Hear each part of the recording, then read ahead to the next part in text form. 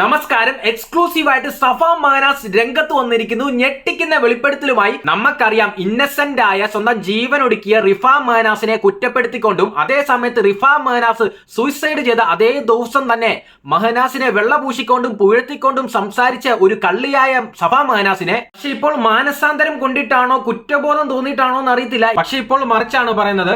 റിഫ മാനാസിനെ അനുകൂലിച്ചും മഹനാസിനെ കുറ്റപ്പെടുത്തിക്കൊണ്ടാണ് പറയുന്നത്. അപ്പോൾ നമുക്ക് സഫ മാനാസ് പറയുന്ന വീഡിയോയിലോട്ട് പോകാം. ഞാനിപ്പോ രക്ഷപ്പെട്ടത് ഇനി ഞാൻ നിന്നെങ്കിൽ എന്താ എനിക്ക് സംഭവിക്കാന്ന് എനിക്ക് പറയാൻ പറ്റും. എനിക്ക് നല്ല ഭയമുണ്ട്. മെഹനുവിന്റെ മുമ്പത്തെ ഫാമിലിയുടെ കാര്യങ്ങളൊക്കെ അറിയാമല്ലോ. റിഫ ആയിട്ടുള്ള എന്തെങ്കിലും റിഫക്ക് ആകെ മാനു പറഞ്ഞ റിഫക്ക് ഒരു അവിഹിതം ഉണ്ടായിരുന്നു പറഞ്ഞു. ഇതുപോലൊക്കെ ഒരു അനുഭവം ഉള്ള ഒരു വ്യക്തിയാണെങ്കിൽ അവിഹിതം ഇല്ലെങ്കിൽ അത്ഭുതമുള്ളൂ എന്ന് ഞാൻ മാനോടുത്ത് പറഞ്ഞു. കാരണം അത്രക്കും സ്ട്രഗിൾ ചെയ്തിട്ടുണ്ടാവണം അവള്. എനിക്കിപ്പോ മനസ്സിലാക്കാൻ പറ്റും. 2 കൊല്ലത്തിനുള്ളിൽ ഞാൻ അത്രക്കും മെന്റലി ഫിസിക്കലി ഞാൻ ഓക്കെ അല്ലെങ്കിൽ നമ്മൾ ഒരാളുടെ വാക്കല്ലേ കേൾക്കണുള്ളൂ. മരിച്ചാളുടെ വാക്ക് നമ്മൾ കേൾക്കണില്ലല്ലോ. നീ ഇപ്പൊ അനുഭവിച്ചത് നീ അത്രയാ മരിച്ച പെൺകുട്ടീനെ പറഞ്ഞില്ലേ, ഇപ്പൊ നിനക്ക് മനസ്സിലായില്ലേ എന്ന് പറയുമ്പോ ശരിയാണ്. അതിൽ എനിക്കൊന്നും പറയാനില്ല. മെഹനുവിന്റെ ആ ഒരു ഇത് കൊണ്ടായിരിക്കുമോ അവര്. എനിക്ക് ഡൗട്ടുള്ള എന്താ സംഭവം എന്ന് വെച്ചെങ്കിൽ മൂന്നാറ് വെച്ചിട്ട് അവൾ അവിഹിതത്തിൽ പിടിച്ചിട്ട് സൂസൈഡ് ചെയ്യാത്ത കുട്ടി ദുബായിൽ വെച്ചിട്ട് ഒരു സംഭവം ഇല്ലാണ്ട് അത് സൂസൈഡ് ചെയ്യണമെങ്കിൽ അതിലെന്തോ സഫ ഒളിച്ചോടിയെന്ന് പറഞ്ഞു. എന്താണ് സംഭവം? 2 ദിവസമായില്ലേ ഒളിച്ചോടിയിട്ട്. ഹണിമൂണൊക്കെ കഴിഞ്ഞ് വന്നതാ. എനിക്ക് ഏറ്റവും ഇഷ്ടമല്ലാത്തത് എന്നെ തല്ലണത് എനിക്ക് ഇഷ്ടമല്ല. എന്ത് വാക്കുകൊണ്ടും എന്ത് പറഞ്ഞാലും ആള് ഉപദ്രവകാരിയാണോ? ആണ്. ഗർഭിണിയായപ്പോ എന്നെ തല്ലിയിട്ടുണ്ട്. കുട്ടി അവിടെ വാക്കറിൽ നടക്കുന്ന സമയത്ത് ചെറിയൊരു ഇഷ്യൂ ഉണ്ടായുള്ളൂ. ചെറിയൊരു ഇഷ്യൂ എന്ന് പറഞ്ഞാൽ ചെറിയ ഇഷ്യൂ. അപ്പൊ മാനു ഫ്രണ്ടിന്റെ അടുത്ത് ഇങ്ങനെ തെറി വിളിച്ച സമയത്ത് ഞാൻ പറഞ്ഞു, മാനു കുട്ടിയുടെ മുന്നിൽ നിന്ന് ഇങ്ങനത്തെ വിളിക്കല്ലേ, അത്രേ പറഞ്ഞോളൂ.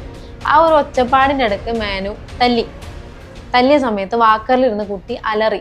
നമുക്ക് ഒറ്റക്കാണെങ്കിൽ ഓടി രക്ഷപ്പെടാം. പക്ഷെ കൊച്ചിനെ കൊണ്ട് എനിക്ക് പേടിയായി. മേലെ അപ്പോത്തിന് വാക്കർ എടുത്തെറിഞ്ഞ് അവിടെ ഇരിക്കുന്ന സാധനങ്ങളൊക്കെ വലിച്ചെറിഞ്ഞ്. അപ്പൊ എനിക്ക് ടെൻഷനായി. കൊച്ചിന്റെ മേത്തോണ്ട തീർന്ന്.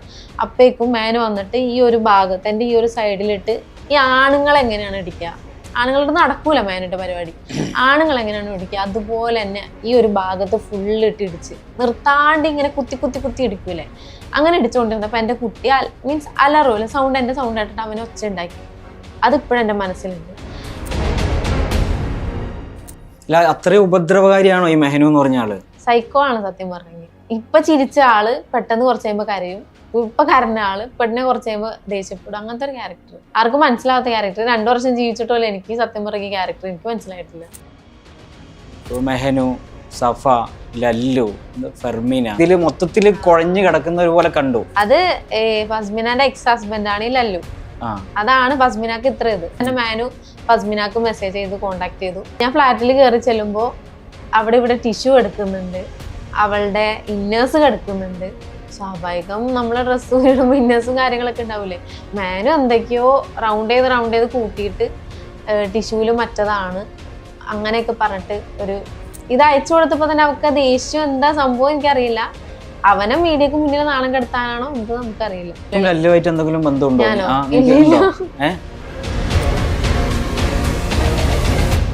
അപ്പൊ എന്തും പറഞ്ഞിട്ടാണ് ഇപ്പൊ ലാസ്റ്റ് നിങ്ങൾ പിരിഞ്ഞത്? ഇപ്പോഴും പിരിഞ്ഞിട്ടില്ല. ഇപ്പൊ എന്റെ ഒരു മെസ്സേജ് ഉണ്ട് ലാസ്റ്റ് കരഞ്ഞിട്ട് മെസ്സേജ് അയച്ചിട്ട്, എനിക്ക് നിന്നെ കുട്ടി ഇല്ലാണ്ട് പറ്റുന്നില്ല. അതിന് മുന്നത്തെ ഒരു വോയിസ്, നീ നോക്കിക്കോടി, നിനക്ക് ഞാൻ കാണിച്ചാൽ നിന്റെ പഴയ കാര്യങ്ങളൊക്കെ ഞാൻ എടുത്ത് പുറത്തേക്ക് ഇട്ടിട്ട് നിന്നെ നാറ്റിക്കും. ഈ വിഷയത്തിൽ എനിക്ക് ജനങ്ങളോട് പറയാനുള്ളത്, പഠിക്കാൻ പറ്റുന്ന പ്രായത്തിൽ പഠിക്കുക. അതിപ്പോ ആണായാലും പെണ്ണായാലും. അല്ലെങ്കിൽ ഇതുപോലെ ഫ്രോഡായിട്ടുള്ള മെഹനുവിന്റെ ഒക്കെ കീഴിൽ നമ്മൾ ജീവിക്കേണ്ടി വരും. അപ്പോൾ അതിനൊന്നും വരാതെ ഇരിക്കണമെങ്കിൽ നിങ്ങൾ നല്ല ഫിനാൻഷ്യലി സ്റ്റേബിൾ ആയിരിക്കുക. നിങ്ങൾ ഫിനാൻഷ്യലി വെൽ സെറ്റിൽഡ് ആയിരിക്കുക. സെറ്റിൽ ആകുവാണെങ്കിൽ നിങ്ങൾ ആരെയും ആശ്രയിക്കേണ്ട. നിങ്ങളിപ്പം സ്വന്തം അച്ഛനെ ആശ്രയിക്കേണ്ട, അമ്മയെ ആശ്രയിക്കേണ്ട, ഇതുപോലെ ഫ്രോഡായിട്ടുള്ള മെഹനുവിനെ ആശ്രയിക്കേണ്ട. നിങ്ങൾ പഠിച്ചൊരു നല്ല നിലയിലാകുക, നല്ല ജോലി കരസ്ഥമാക്കുക. അതാണ് നമ്മൾ ചെയ്യേണ്ടത്. നമ്മുടെ ജീവിതത്തിൽ കുറഞ്ഞ പക്ഷം ചെയ്യേണ്ട കാര്യം ഇതാണ്. നമ്മൾ ആരെയും ആശ്രയിക്കാതെ ജീവിക്കണം. അതാണ് എനിക്ക് ഈ വിഷയം അറിയാവുന്ന ജനങ്ങളോട് എനിക്ക് പറയാനുള്ളത്. കൂടെ എനിക്ക് പ്രത്യേകിച്ച് ഇതിൽ പറയാനുള്ളത് വേറൊരു കാര്യം കൂടിയുണ്ട്. ഇവർക്കൊക്കെ പല റിലേഷൻ, ഇതിപ്പം മെഹനുവിനും വേറെ 2ാമത്തെ 3ാമത്തെ ഭാര്യയാണ്, അതുപോലെ സാഫയ്ക്കും ഇതുപോലെ 2ാമത്തെ ഭർത്താവ്, അങ്ങനെയൊക്കെയാണ്. അപ്പോൾ ഇവർക്കൊക്കെ ഓരോ റിലേഷൻ വരുമ്പോഴും കുഞ്ഞുങ്ങൾ ഉണ്ടാകുന്നുണ്ട്. ഈ കുഞ്ഞുങ്ങളെ എന്തിനാണ് ഇതിൽ പെടുത്തുന്നു? കുഞ്ഞുങ്ങളെ നോക്കാൻ വേണ്ടി വേറെ വല്ല വീട്ടുകാർക്കോ കുഞ്ഞുങ്ങളില്ലാതെ എത്രയോ നല്ല കുടുംബങ്ങൾ സങ്കടപ്പെടുന്നുണ്ട്. അപ്പോൾ അവർക്കൊക്കെ കൊടുത്തൂടെ? അപ്പോൾ അങ്ങനെയൊക്കെ ചെയ്യുന്നതല്ലാതെ ഈ കൊച്ചുങ്ങളെ എന്തിനാണ് ഇതിൽ പെടുത്തുന്നത്? അവരെന്ത് പഴിച്ചു? അവരെന്ത് ചെയ്തിട്ടാണ് അവരെയും കൂടിയും നിങ്ങളുടെ ഈ വഴക്കിൽ ഉൾപ്പെടുത്തുന്നു? ഈ മെഹനു, ഈ ഫ്രോഡായിട്ട് നടക്കുന്ന ഇവന്, ഈ അച്ഛൻ ഏതാ അമ്മ ഏതാ സ്വന്തം മക്കളേതാ എന്നൊന്നും തിരിയാത്ത ഇവന്, ബോധമില്ലാത്ത ഇവൻ്റെയൊക്കെ അടുക്കൽ കൊണ്ട് ഈ കൊച്ചിനെ കൊണ്ട് നിർത്തി അവരുടെ ഇനിയുള്ള തലമുറ, ഇനിയുള്ള പ്രായത്തിൽ ഇതൊക്കെ ഒരു ഡ്രോമയായിട്ട് മാറും. അപ്പോൾ അതിൽ നിന്നും വരാതെ ആ ഒരു പിള്ളേർക്ക് നല്ലൊരു ജീവിതം ഇനി നിങ്ങൾ മേടിച്ചു കൊടുക്കുക. നിങ്ങളോ ഇതുപോലെ പോയിട്ട് അബദ്ധത്തിൽ പോയി ചാടിയിട്ടിരിക്കുകയാണ്. അപ്പോൾ എന്തിനാണ് ഇനിയും ആ മക്കളെ എന്തിനാണ് ഇതിനെ ക്രൂശിക്കുന്നത്? ആ മക്കളെ കൊണ്ടുപോയി വല്ലോ നല്ല കുടുംബക്കാർക്കോ നല്ല വീട്ടുകാർക്കോ കൊണ്ട് കൊടുക്കുക. അവർ നോക്കിക്കോളും, അവർ പൊന്നു പോലെ നോക്കിക്കോളും. വേറെ മറ്റേ എത്രയോ കുടുംബങ്ങളുണ്ട് കൊച്ചുങ്ങളില്ലാതെ കരയുന്നു.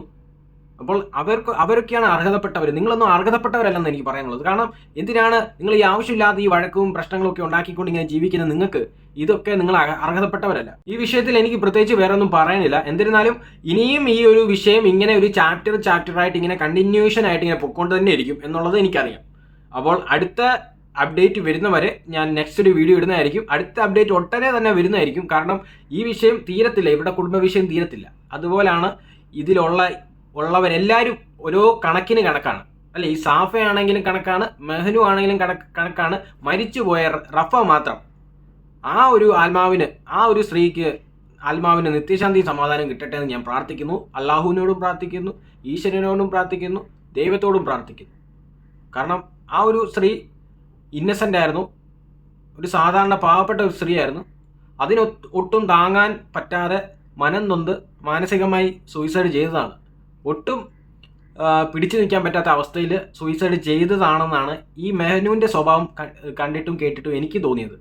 കാരണം മെഹനു എന്ന് പറഞ്ഞാൽ ഇതുപോലെ തല്ലുണ്ടാക്കുന്നതും വഴക്കുണ്ടാക്കുന്നതും മക്കളെ തല്ലുന്നതും ഭാര്യയെ തല്ലുന്നതും ആരാണെന്നൊന്നും അറിയത്തില്ല. ബോധവും വെളിവില്ലാത്ത ഇവൻ്റെ അടുത്തു നിന്നൊക്കെ രക്ഷപ്പെടണമെങ്കിൽ സ്വന്തമായിട്ട് പൈസയും ജോലിയൊക്കെ ഉണ്ടെങ്കിൽ രക്ഷപ്പെടായിരുന്നു, ഇട്ടെറിഞ്ഞ് പോകണമായിരുന്നു. വേറെ ജോലി ഉണ്ടെങ്കിൽ സ്വന്തമായിട്ട് അങ്ങനെ ഉണ്ടെങ്കിൽ. ഇതങ്ങനെ ഇല്ലാത്ത സ്ഥിതിക്ക് വന്ന ഒരു അബദ്ധമാണ്, പെട്ടെന്ന് തോന്നിയൊരു അബദ്ധമാണ് സൂയിസൈഡ് റഫ ചെയ്തിരിക്കുന്നത്. എന്തായാലും തെളിവുകൾ ശേഖരിച്ച് കേരള പോലീസ് എത്രയും പെട്ടെന്ന് ഇതിൻ്റെ സത്യാവസ്ഥ നമ്മളിലേക്ക് തരുമെന്ന് പ്രതീക്ഷിക്കുന്നു. കോടതിയൊക്കെ നിയമപരമായിട്ടൊക്കെ നീങ്ങുന്നുണ്ട്, ഇപ്പോഴും പേപ്പർ വർക്കൊക്കെ നീങ്ങുന്നുണ്ടെന്നാണ് കേൾക്കുന്നത്. അതിനാൽ തന്നെ ഇതിൻ്റെ സത്യാവസ്ഥ ഞങ്ങൾക്കൊക്കെ അറിയണം. പ്രത്യേകിച്ച് വേറെ ഇതിനെക്കുറിച്ചൊന്നും പറയാനില്ല. നമ്മൾ ഉടനെ നെക്സ്റ്റ് ഒരു വീഡിയോ വരുന്നതായിരിക്കും. ഇതിൻ്റെ അപ്ഡേറ്റ് പുതിയൊരെണ്ണം വന്നിട്ടുണ്ട്. അപ്പോൾ see you soon guys, by.